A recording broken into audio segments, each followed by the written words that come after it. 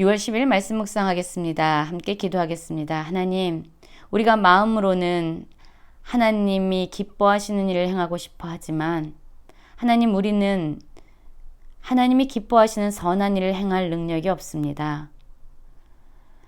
우리에게 예수 그리스도를 보내주셔서 예수 그리스도와 함께 십자가에서 죽게 하시고 또한 이제 예수 그리스도의 부활의 생명으로 우리를 살게 하심으로 말미암아 우리에게 하나님의 의에 이를 수 있는, 하나님의 선을 행할 수 있는 능력을 주셔서 감사합니다.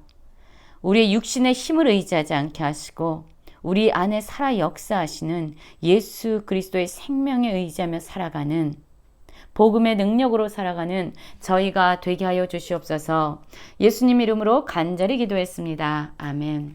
오늘의 말씀은 로마서 8장 1절부터 17절까지의 말씀입니다. 말씀을 함께 살펴보시기 전에 개인적으로 말씀을 꼭 읽으시고 묵상하는 시간 가지시기 바랍니다. 8장 1절입니다.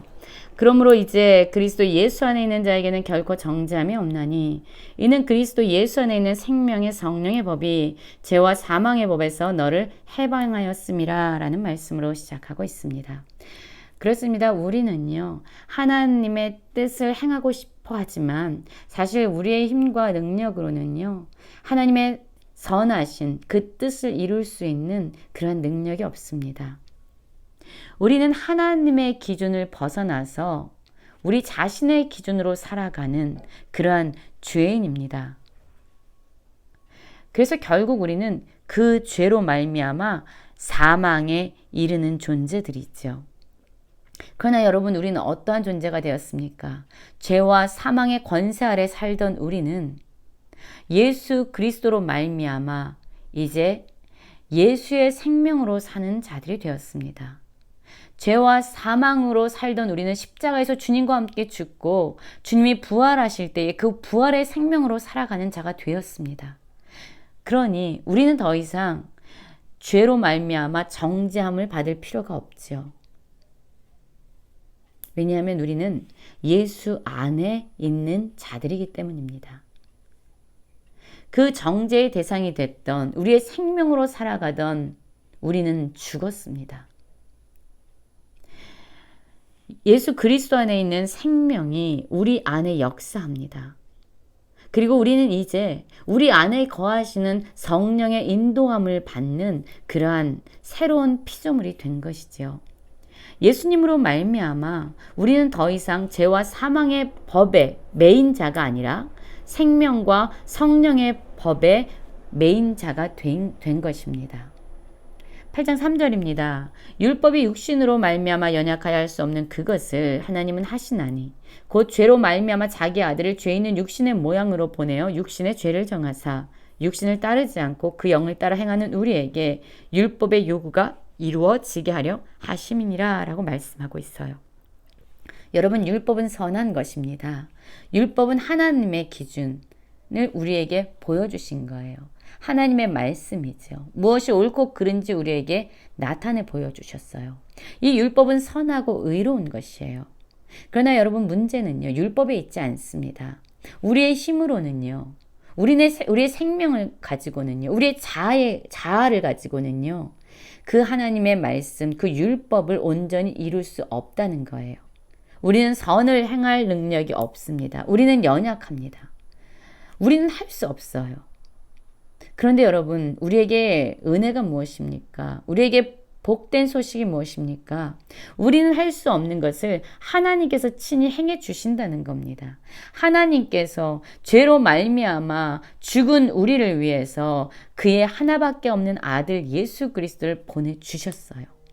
육신의 모양으로 예수님을 보내주셨습니다. 그리고 그 육신의 죄를 정하셔서 예수님을 십자가에 달려 죽게 하심으로 우리의 생명으로 살아가려고 하는, 육신으로 살아가려고 하는 우리를 십자가에서 함께 못 박으시고, 그리고 예수님이 부활하실 때 그 생명을 가지고 사는 자가 되도록 하신 거죠. 그 복음을 믿는 자들은 예수 안에 예수의 생명으로 살아가도록 하나님께서 구원의 길을 열어놓으신 겁니다. 여러분, 그래서 육신을 따르는 자, 즉 자신의 힘을 의지해서 자신의 생명으로 살아가는 자, 그러한 자들은요, 하나님의 의를 이룰 수 없어요. 그들의 결국은 사망입니다. 그리고 그들의 열매는 육신의 일들이에요. 자신의 생명에 의지하는 그러한 삶의 열매를 맺게 되죠. 그러나 예수 그리스도의 복음을 믿고 예수 그리스도의 생명으로 살아가는 자들, 성령으로 말미암아 살아가는 자들, 그러한 자들은요, 하나님이 기뻐하시는, 하나님이 원하시는 그러한 일들을 생각합니다. 예수님이 그렇게 하셨지요. 예수님이 죽기까지 하나님의 말씀에 순종하셨습니다. 예수님의 전생에는 자신의 일을 생각하는 데 있지 아니하고 하나님의 뜻을 이루고 하나님의 선하신 그 말씀을 이루는 것에 온전히 자신의 생명을 내어 주신 분이에요. 그렇기 때문에 예수님과 같이 예수님의 영으로 살아가는 자들, 성령의 인도하심을 따라 사는 자들은 예수님이 그러하셨던 것처럼 하나님이 기뻐하시는 일을 생각하게 되고 그 결국은 생명과 평안이다라고 말씀하고 있습니다. 여러분, 자기의 생명을 의지해서 살아가는 이 육신의 생각을 가지고 살아가는 사람들은요, 마침내 하나님과 원수가 되게 되고요. 그리고 하나님의 법에 굴복하지 아니할 뿐만 아니라 할 수도 없다라고 말합니다. 그렇죠. 여러분, 우리는요, 선을 행할 능력이 없잖아요.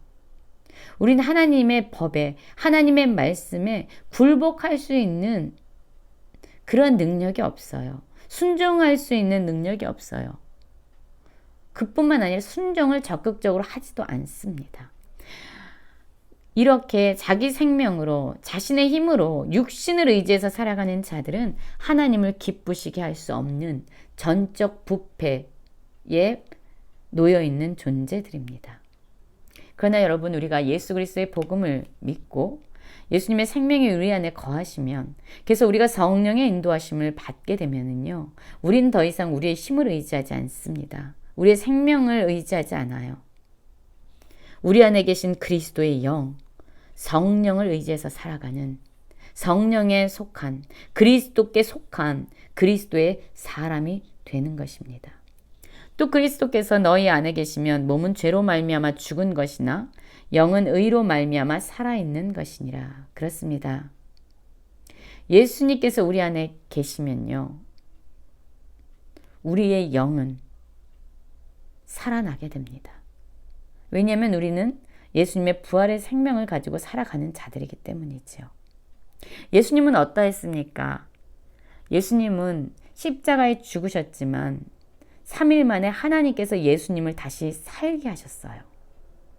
그래서 예수님은 더 이상 사망에 의해서 지배받지 않는, 영원히 죽지 않으시는 그러한 영생의 근원이 되신 거죠.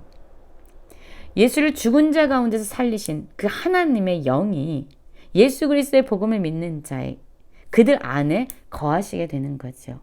예수를 죽은 자 가운데서 살리신 이 바로 하나님이죠. 하나님이 너희 안에 거하시는 그의 영으로 말미암아 너희 죽을 몸도 살리시리라. 예수님은 죽으셨다가 3일 만에 부활하셨습니다. 그의 몸도 부활의 몸으로 다시 살아나셨지요. 여러분, 우리도 예수 그리스도의 생명으로 하나님의 성령으로 우리가 살아가게 되면 우리는 마침내 부활의 몸을 입게 될 것입니다.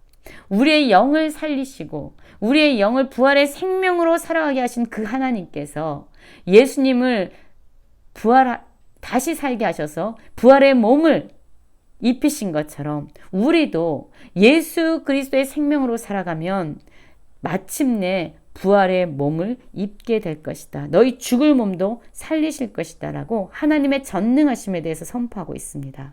그러므로 형제들아, 우리가 빚진 자로 돼 육신에 져서 육신대로 살 것이 아니라 너희가 육신대로 살면 반드시 죽을 것이로되 영으로서 몸의 행실을 죽이면 살리니 무릇 하나님의 영으로 인도함을 받은 사람은 곧 하나님의 아들이라 라고 말씀하고 있습니다. 여러분, 우리는 하나님의 사랑에 빚진 자입니다.